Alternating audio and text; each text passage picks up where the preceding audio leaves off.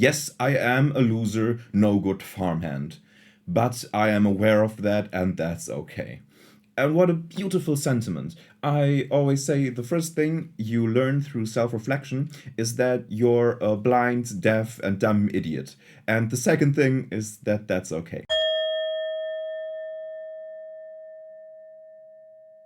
I just read Death of a Salesman, consumed, listened to, and it's a very gripping comedical drama which explores society and the American dream. And I hadn't really had a chance to order my thoughts on that, so I thought I'm making that now as a cooperative endeavor with you. Thank you for sharing in this experience. Let's talk about the death of the American dream. Well, a salesman is the best man possible, the father said in the play. I saw this man, 84 years old, when I was just a kid, and he went out into the world and he sold cars, damn it, and he sold them better than anyone else could. And that was the life that I wanted to live. Yeah, go on and lead that life, but don't think that it's everything.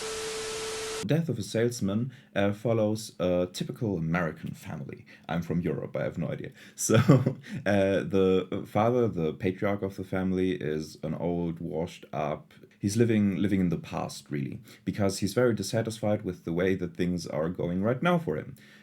His one son is a disappointment in the materialistic American sense of the 20th century. He is not really trying to make the most money out of anything and just trying to lead a life connected with nature on a farm where he just gets enough to, well, survive, but he's happy because he's very satisfied and proud of the labor that he does. While his other son is trying to step into his father's footsteps, and he has dreams about, well, also being free, just like his brother. But I can't go now.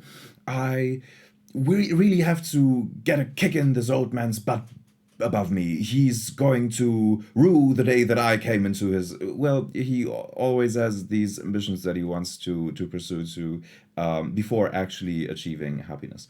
And the wife of the patriarch is a very supportive character who really tries to protect him from the reality of his situation and is very forgiving and loving in nature.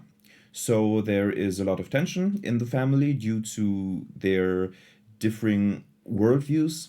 It's even so that, and the father has really hit hard ground because now, as nobody really knows him anymore in the firm, like the younger generation, literally the younger generation, like the son or grandson of the guy that initially employed him, just doesn't want anything to do with him really and gets him back on commission and not on a stable salary. And through all of that, there is this underlying context of the man wanting to kill himself. The patriarch. He is crashing his car. He is having this one gas line or something, exhaust pipe somehow rigged so that he will asphyxiate to death and give people, so his family, his inheritance. Which is something rather than nothing, which he's currently providing them. Because, well, he has become a useless eater now, hasn't he? Which is specifically Nazi propaganda talk.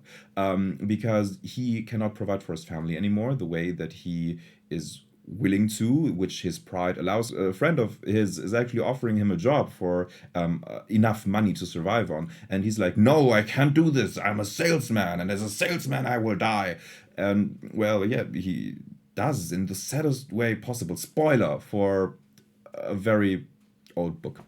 He asphyxiates himself the way that he was, well, kind of threatening to. He always tried to.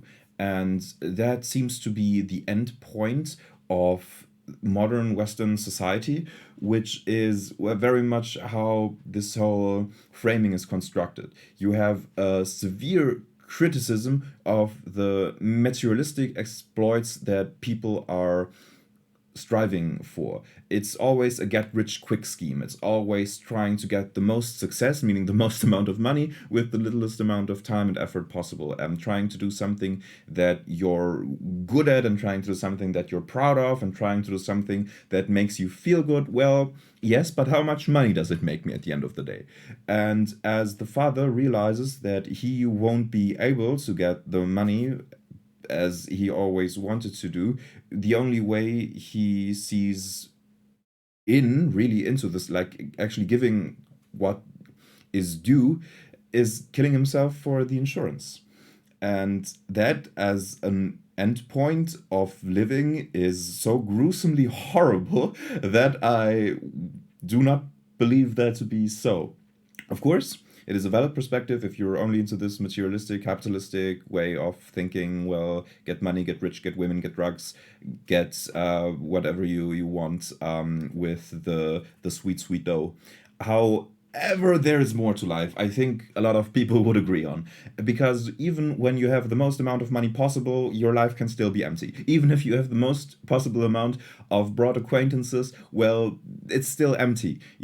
People need meaning, right? That's a popular sentiment. And this meaning is not inherent in money. It has never been. You can make the meaning of your life the achievement of riches. However, that is just something that you have projected onto your life. It's not something that is inherent to your life, even though society may make us believe that sometimes. It's just something that we've been told, and usually even then in the context of, yeah, but keep in mind that money isn't everything. Because people are aware of that always.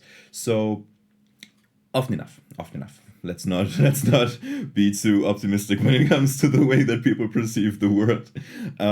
But yeah, often enough people are aware of the fact, I'm going to say that money isn't everything when it comes to meaningful existence, and it's a very brutal way of perceiving the world. Just this acquiring of money, because there's this very poignant concept in Stoicism named preferred indifferent.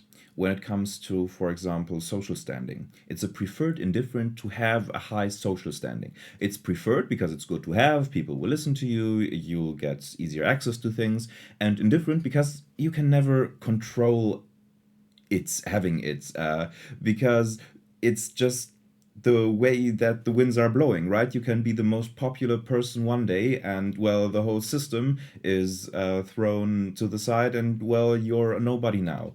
I was just recently watching the comedy film Death of Stalin, and yeah, when the old regime just keels over, then people will find themselves in completely new roles.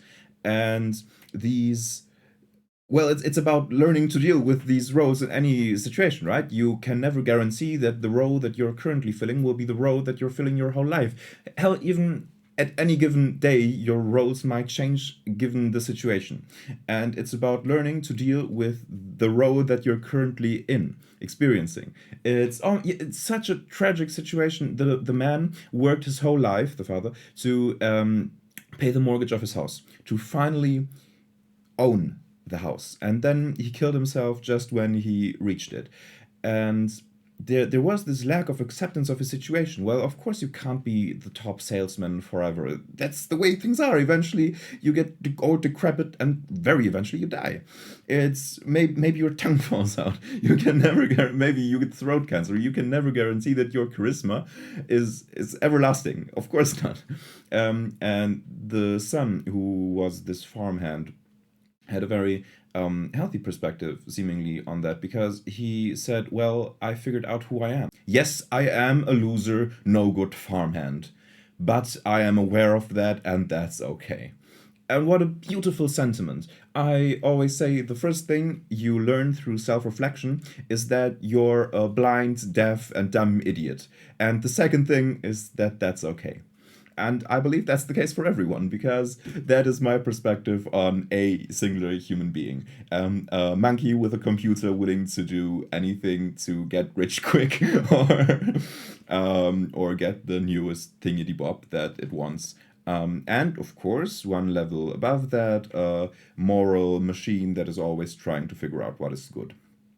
So, with the brutality inherent in this materialistic worldview, where life becomes meaningless, worthless, the way that you can't sustain your role anymore, well, I believe that it's very much worth criticism, as it's so far away from actual reality that it's laughable.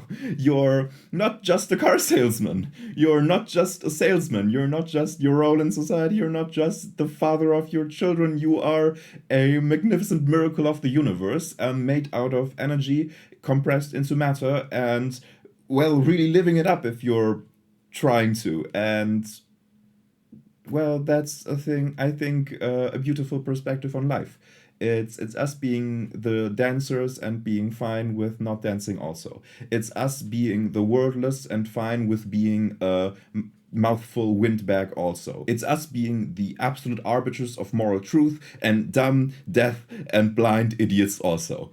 It's, well, the duality of human existence, right? Terence McKenna used to say that humanity is finding themselves on a crossroad always, namely between the existence of apes and the existence of angels. And, well, yeah, we seem to be kind of in the middle road because we're having constantly to deal with our bodies, which are those of sophisticated apes.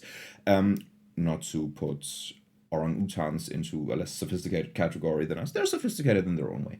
And we're also, again, these, well, moral machines of rational goodness and philosophers, mathematicians, and, well, people who are trying to get things into reality again, well, their own perspectives at least. And while we're on this crossroads, let's try not to get lost in mini games like getting the most amount of money or dying the proudest death possible or living the proudest life possible. It's just trying to do the appropriate thing at the appropriate moment, which usually does not include suicide, even if you're wanting to provide for your oh my god, yes. He didn't even have to get the money from the insurance because his whole family can kind of provide for themselves. And the no good farmhand son was also ready to pitch in with a job that he really. It's really stupid and unnecessary.